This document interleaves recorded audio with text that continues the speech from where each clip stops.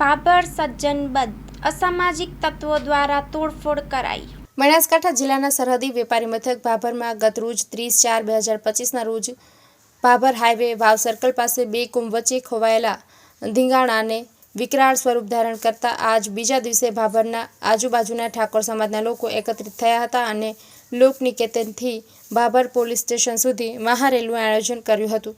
આ રેલીમાં બનાસકાંઠા સાંસદ ગેનીબેન ઠાકોર, વાવ ધારાસભ્ય સ્વરૂપજી ઠાકોર સહિતના આગેવાન લોકો જોડાયા હતા અને ભાભર પોલીસ સ્ટેશન પહોંચ્યા હતા, પરંતુ પાછળથી કેટલાય અસામાજિક તત્વો દ્વારા ભાભર બજાર બંધ કરાવતા કેટલીક જગ્યાએ તોડફોડ કરતા મામલો બીચકાયો હતો। ભાભર લાઠી બજાર વિસ્તારમાં પાણીપુરીની લારીને તોડફોડ કરી હતી અને પકોડીવાળા સાથે મારપીટ પણ કરી હતી।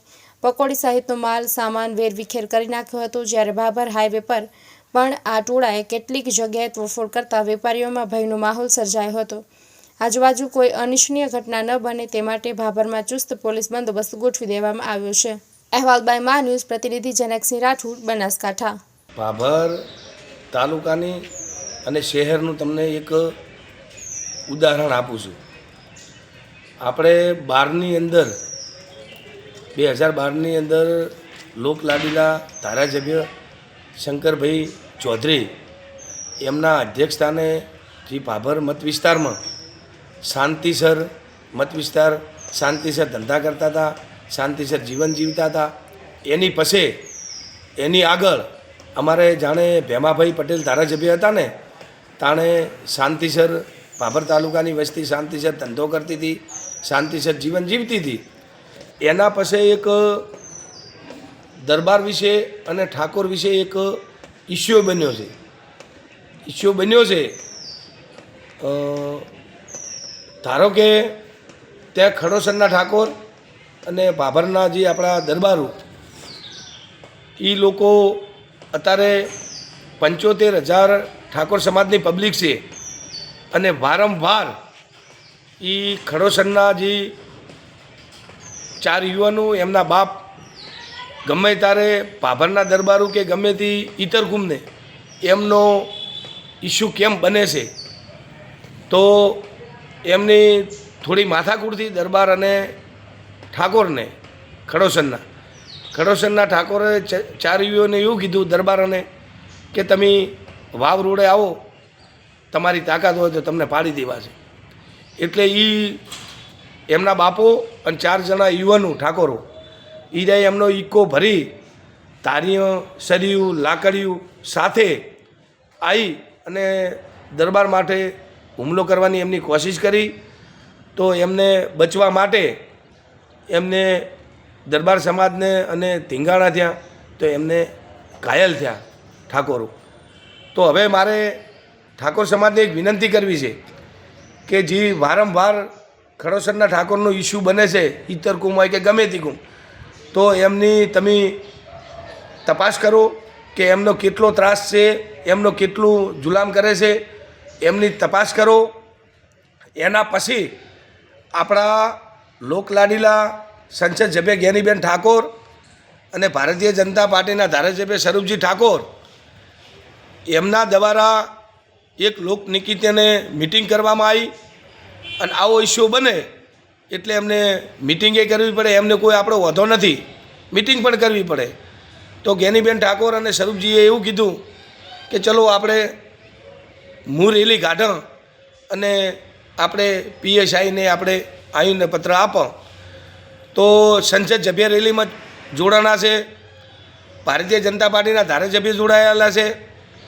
જોડાયા પછી જાણે એમને રેલી નીકળી, એમના અધ્યક્ષસ્થાને ધારાસભ્ય અને સંસદ સભ્યના અધ્યક્ષસ્થાને એમની રેલી નીકળી પછી ઇતર કુમની કોઈ માળી સમાજ, નાઈ સમાજ, બ્રાહ્મણ સમાજ, રબારી સમાજ બધી સમાજને ટાર્ગેટ કરી એમને નાના મોટા કોઈ શાકભાજીની લારીઓ તોડવામાં આવી છે, કોઈ જૂસની લારીઓ તોડવામાં આવી છે, કોઈ માથે હુમલો કરવામાં આવ્યો છે।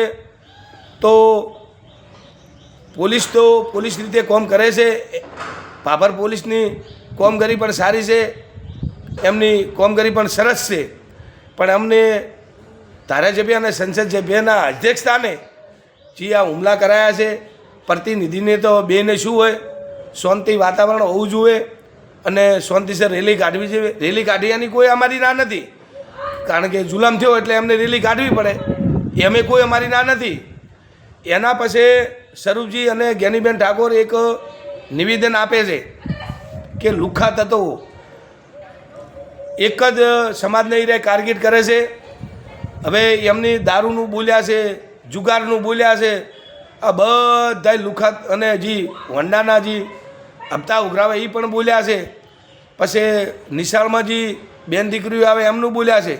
હવે એમને મારે જ્ઞાનીબેન ઠાકોરને અને સ્વરૂપજીને એક મારે એમને હું કહેવા માગું છું કે અત્યારે દરબાર સમાજ કે એકલા દારૂ જુગાર અને જે વંડાના જે હપ્તા જે ઉઘરાવે ને કોઈ એ ક્યારે કોઈ મારઝૂડી નથી કરતા કે ધારો કે હપ્તા ના ભર્યા હોય એટલે ગાડીઓ કે ઇકો હોય કે વંડા મુકાઈ દે છે.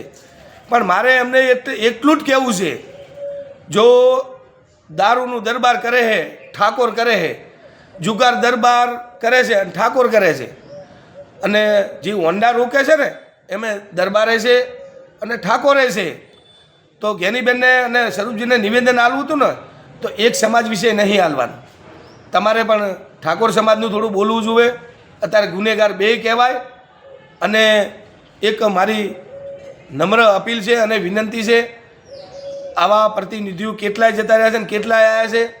એમને તો પ્રતિનિધિ ભાભર શહેરની અંદર ભાજપને પણ વોટ આપ્યા છે, કોંગ્રેસને પણ વોટ આપ્યા છે. એમને તો શાંતિસર વાતાવરણ શાંત બને એવું પગલું ભરવું જોઈએ.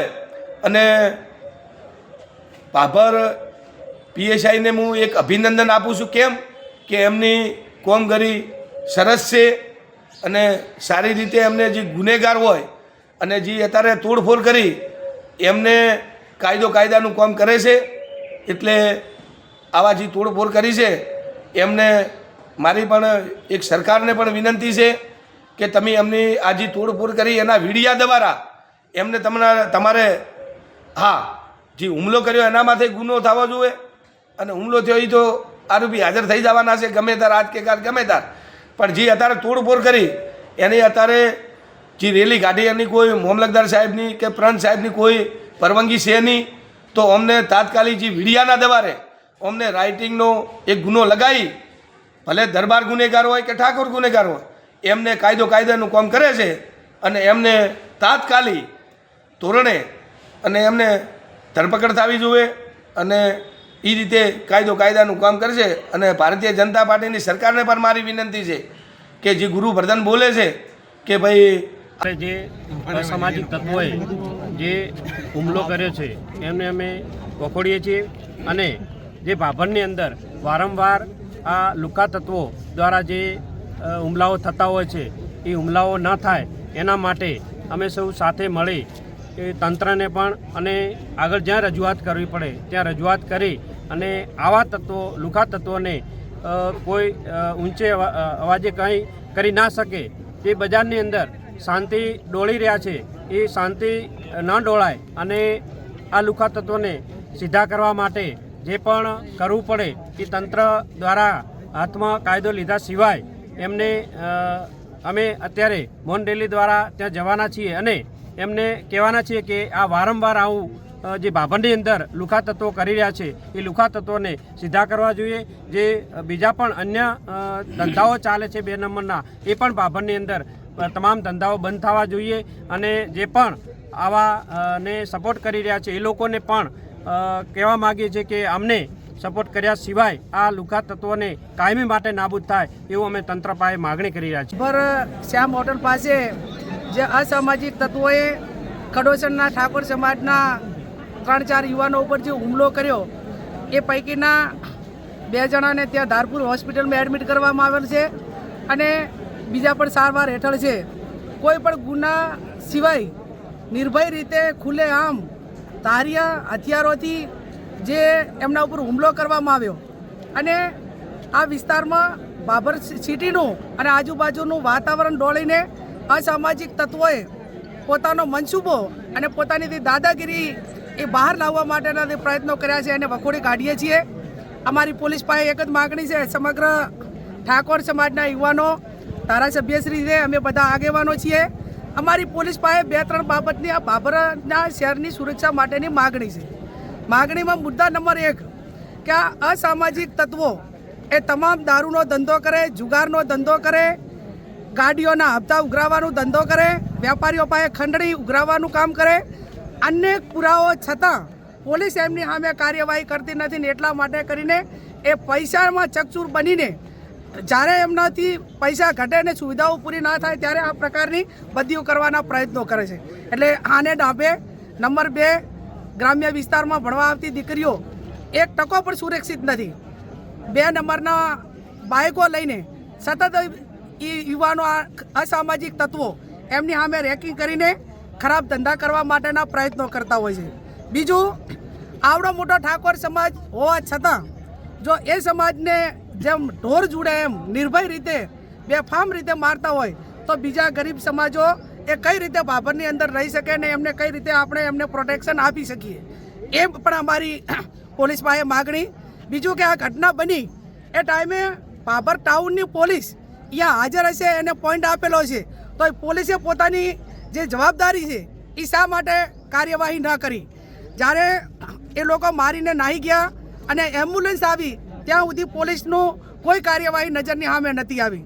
બીજું, બજારની અંદર હોન્ડાથી લીધેલા બાઇકો હોય, બીજું અન્ય ઉઘરાણી હોય તો જે તે એજન્સીઓને કરવાની હોય, પોલીસને કરવાની હોય, એના બદલે અસામાજિક તત્વો એ આ વારંવાર હોન્ડાવાળાના બાઇકવાળા પાસે હપ્તાને ઉઘરાણી કરાવતા હોય છે અને એના હિસાબે અવારનવાર આ બબાલું થતી હોય છે. એટલે આ કેસમાં અમારી ગંભીરતાપૂર્વક પોલીસ પાસે માગણી છે તમામ આરોપીઓને પકડીને જેલને હવાલે કરે અને જેમ રાજ્યના ગૃહમંત્રીએ કીધું કે અસામાજિક તત્વો જે તે ટાઉનમાં છે એનું વરઘોડું કાઢવામાં આવશે.